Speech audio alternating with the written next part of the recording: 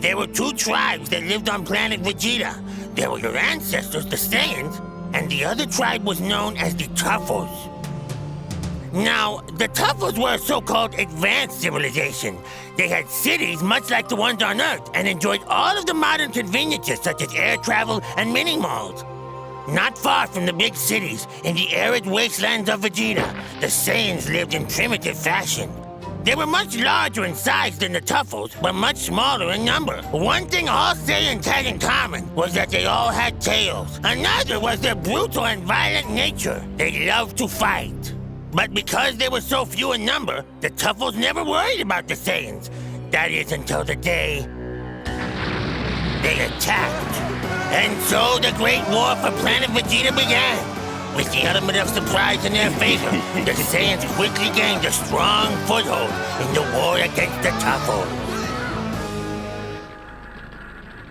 The Toughos had technology on their side. They had devices that measured their enemy's fighting power and advanced weaponry which they used to hold the Saiyans at bay.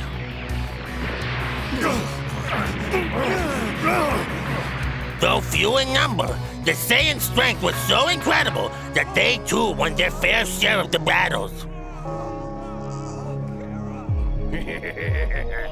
And just when it seemed that there was no end in sight to this horrible war, something happened on Vegeta that only happens there once every 8 years. There was a full moon, a decisive factor in the war for Planet Vegeta. As you must know, Saiyans have the ability to transform into huge ape-like creatures when the moon is full. Let's get out of here!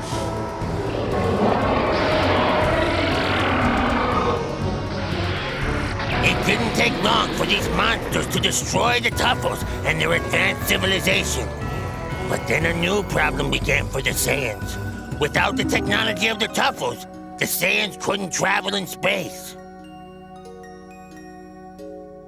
This meant they couldn't satisfy the one desire that they all shared, the desire to fight. I'm sure you've heard the joke, how many Saiyans does it take to build a rocket ship? No. It's a really good one. Later, King Kai. Fine. Well, not far away, the Saiyans met the Arcosians. Now, the Arcosians had money and technology, but the planet Arcos was a dump, so they hired the Saiyans to conquer a planet for them. An unholy partnership was formed. With Saiyan might and Arcosian ingenuity combined, they formed a fleet of planet pirates. The plan that these two sinister races hatched meant that there was nothing they wouldn't do to achieve their goals. An armada of space pods was designed to travel the vast distances of the universe. They even sent babies like yourself to distant planets. The Saiyan leaders were more than happy to send specimens of their race into the great unknown.